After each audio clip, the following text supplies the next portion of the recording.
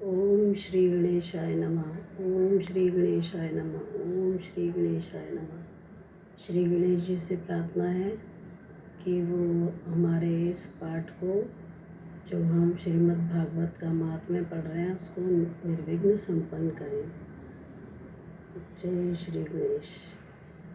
ओम नमो भगवते वासुदेवाय। ओम नमो भगवते वासुदेवाय। ओम नमो भगवते वासुदेवाय।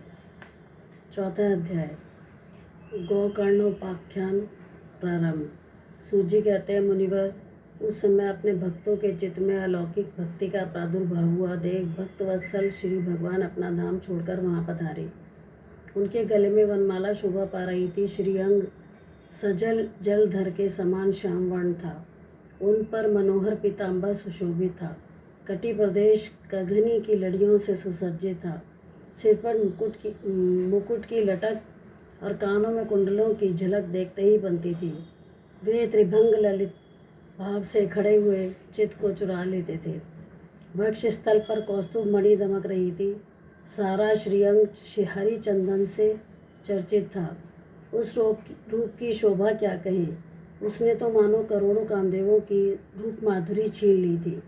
वे परमानंद चिन्ह मूर्ति मधुराति मधुर मुरलीधर ऐसी अनुपम छवि से अपने भक्तों के निर्मल चित्तों में आविर्भूत हुए।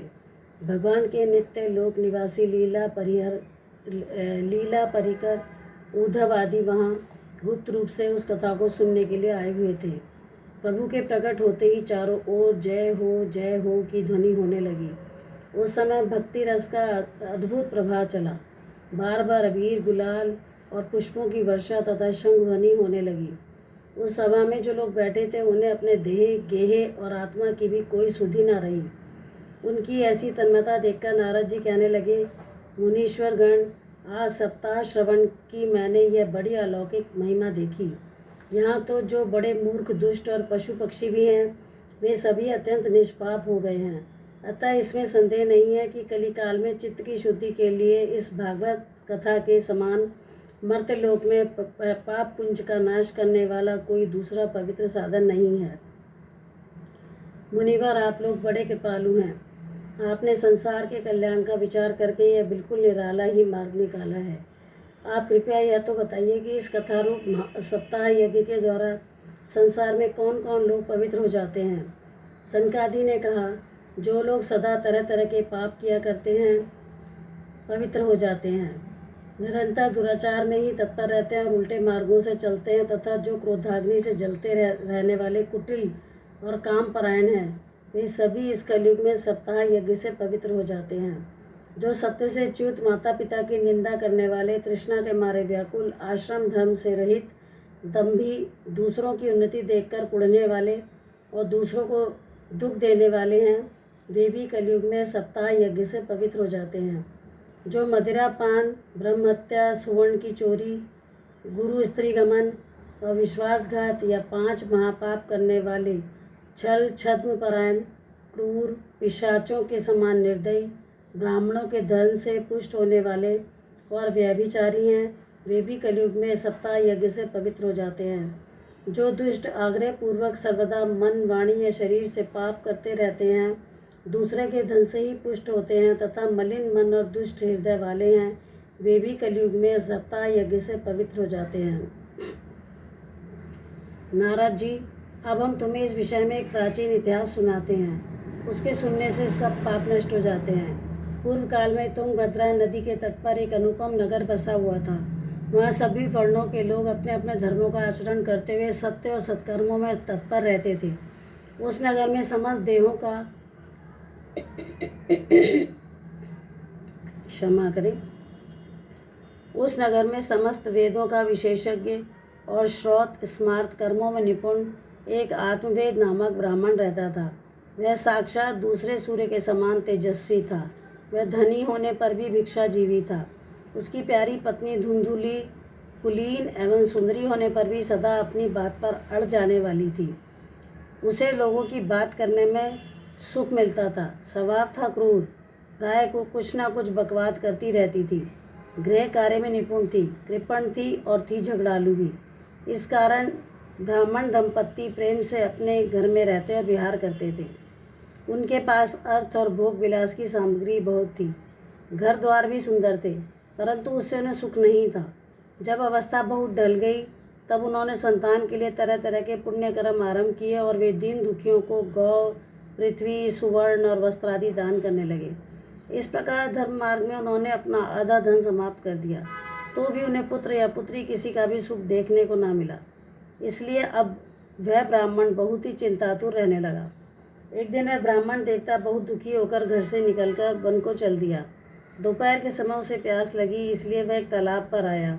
संतान के अभाव के दुख ने उसके शरीर को सुखा दिया था, इसलिए थक जाने के कारण जल पीकर वह वहीं बैठ गया। 2 घड़ी बीतने पर वह वहाँ एक सन्यासी महात्मा आए। जब ब्राह्मण देवता ने देखा कि वे जल पी चुके हैं, तब वह उनके पास गया और चरणों में नमस्कार करने के बाद सामने खड़े होकर लंबी लंबी सांसें लेने लगा। सन्यासी जी ने पूछा, कहो ब्राह्मण देवता, रोते क्यों हो? ऐसी तुम्हारी क्या भारी चिंता है? तुम जल्दी ही मुझे अपने दुख का कारण बताओ। ब्राह्मण ने कहा, महाराज, मैं अपने पूर्व जन्म के पापों से संचित दुख का क्या वर्णन करूं? अब मेरे पितर मेरे भाई द्वारा दी हुई जलांजलि के जल को आप अपनी चिंता जनित सांस से कुछ गर्म करके पीते हैं। देवता और ब्राह्मण मेरा दिया हुआ प्रसन्न मन से स्वीकार नहीं करते। संतान के लिए मैं इतना दुखी हो गया हूँ कि मुझे अब सुना सुना ही दिखाई देता है। मैं प्राण त्यागने के लिए यहाँ आया हूँ। संतानहीन जीवन को धिक्कार है, संतानहीन गृह को धिक्कार है, संतानहीन धन को धिक्कार है और संतानहीन कुल को धिक्कार है। मैं जिस गाय को पालता हूँ वह भी सर्वथा बांझ हो जाती है। जो पेड़ लगाता हूँ उस पर भी फल फूल नहीं लगते। मेरे घर में जो फल आता है वह भी बहुत जल्दी सड़ जाता है। जब मैं ऐसा अभागा और पुत्रहीन हूँ, तब फिर इस जीवन को ही रखकर मुझे क्या करना है? यूँ कहकर वह ब्राह्मण दुख से व्याकुल हो उस सन्यासी महात्मा के पास फूट फूट कर रोने लगा। तब उस यतिवर के हृदय में बड़ी करुणा उत्पन्न हुई। वे योगनिष्ठ थे। उन्होंने उसके ललाट की रेखाएं देखकर सारा वृत्तांत जान लिया और फिर उसे विस्तार पूर्वक कहने लगे।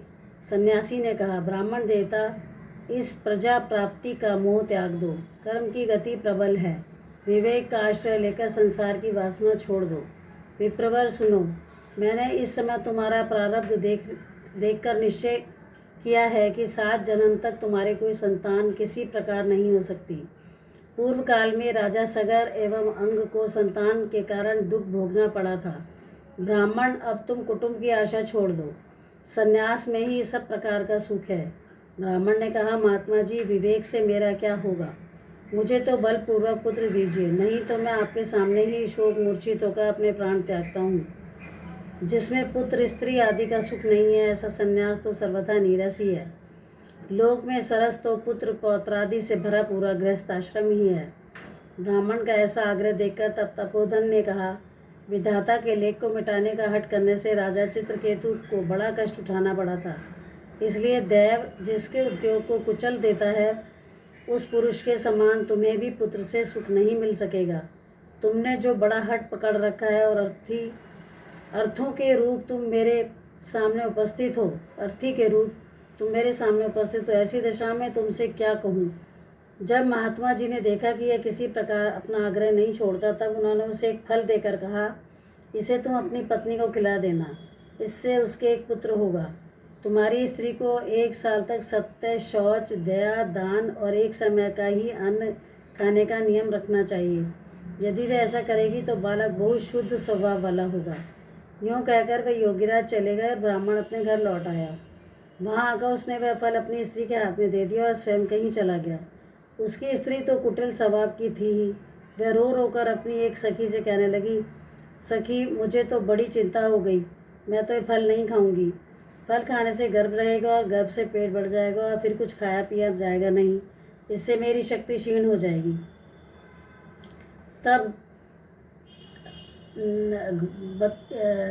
बता घर का धंधा कैसे होगा?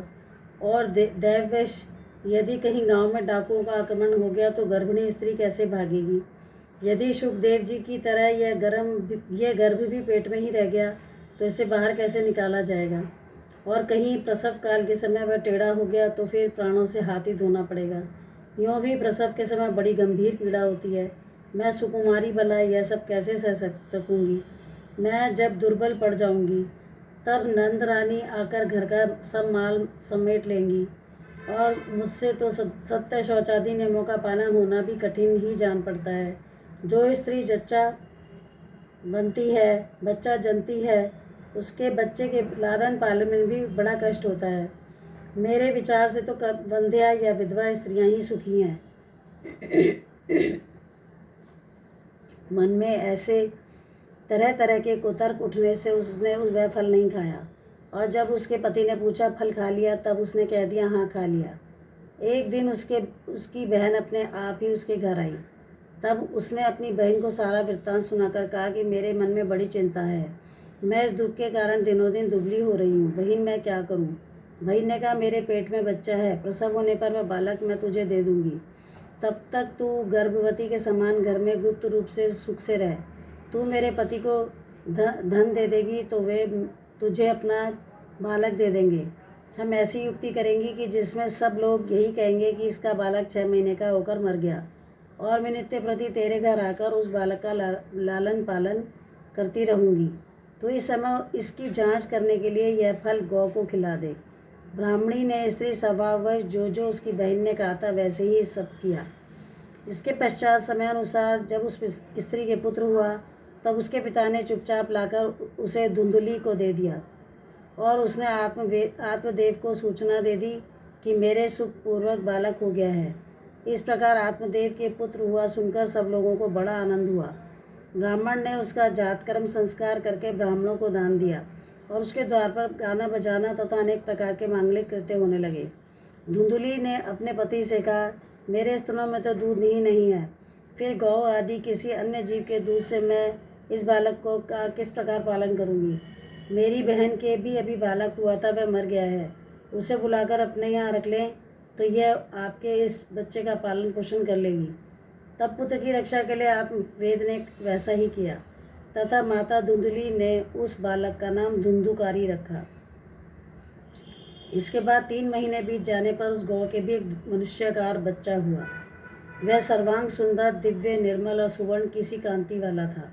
उसे देखकर ब्राह्मण देवता को बड़ा आनंद हुआ, और उसने स्वयं ही उसके सब संस्कार किए। इस समाचार से और सब लोगों को भी बड़ा आश्चर्य हुआ, और वो बालक को देखने के लिए आए तथा आपस में कहने लगे देखो भाई, अब आत्मदेव का कैसा भाग्य उदय हुआ है। कैसे आश्चर्य की बात है कि गौ के भी ऐसा दिव्य रूप बालक उत्पन्न हुआ है। दैव योग से इस गुप्त रहस्य का किसी को भी पता न लगा। आत्मदेव ने उस बालक को गौ के से कान देखकर उसका नाम गोकर्ण रखा। कुछ काल बीतने पर वे दोनों बालक जवान हो गए। उनमें गोकर्ण तो बड़ा पंडित और ज्ञानी हुआ, किंतु धुंधुकारी बड़ा ही दुष्ट निकला। स्नान शौचादि ब्राह्मणोचित आचारों का उसमें नाम भी न था, और ना खान पान का ही कोई परहेज था। क्रोध उसमें बहुत बड़ा चढ़ा था। वह बुरी बुरी वस्तुओं का संग्रह किया करता था। मुर्दे के हाथ से छुआ बहुत सान खा लेता था। दूसरों की चोरी करना और लोगों से द्वेष बढ़ाना उसका स्वभाव बन गया था। छिपे छिपे वह दूसरों के घरों में आग लगा देता था। दूसरों के बालकों को खेलने के लिए गोद में लेता और उन्हें चट कुएं में डाल देता। हिंसा का उसे व्यसन सा हो गया था। हर समय वह शस्त्र धारण किए रहता, और वे बेचारे अंधे और दीन दुखियों को व्यर्थ तंग करता। चांडालों से उसका विशेष प्रेम था। बस हाथ में फंदा लिया कुत्तों की टोली के साथ शरीर की टो में घूमता रहता। वेश्याओं के जाल में फंसकर उसने अपने पिता की सारी संपत्ति नष्ट कर दी। एक दिन माता पिता को मार पीट कर घर के सब बर्तन भांडे उठा ले गया। इस प्रकार जब सारी संपत्ति स्वाहा हो गई, तब उसका कृपण पिता फूट फूट कर रोने लगा और बोला इससे तो इसकी माँ का बांझ रहना ही अच्छा था। कुपुत्र तो बड़ा ही दुखदायी होता है। अब मैं कहाँ रहूँ, कहाँ जाऊँ, मेरे इस संकट को कौन काटेगा। हाय, मेरे ऊपर तो बड़ी विपत्ति आ पड़ी। इस दुख के कारण अवश्य मुझे एक दिन प्राण छोड़ने पड़ेंगे। उसी समय परम ज्ञानी गोकर्ण जी वहाँ आए, और उन्होंने पिता को वैराग्य का उपदेश करते हुए बहुत समझाया। वे बोले पिताजी, यह संसार असार है, यह अत्यंत दुखरूप और मोह में डालने वाला है। पुत्र किसका, धन किसका, स्नेहवान पुरुष रात दिन दीप के समान जलता रहता है। इंद्र को और चक्रवर्ती राजा को कुछ भी सुख नहीं है। सुख है तो केवल विरक्त एकांत जीवी मुनि को। यह मेरा पुत्र है, इस अज्ञान को छोड़ दीजिए, मोह से नरक की प्राप्ति होती है। यह शरीर तो नष्ट होगा ही, इसलिए सब कुछ छोड़कर वन में चले जाइए।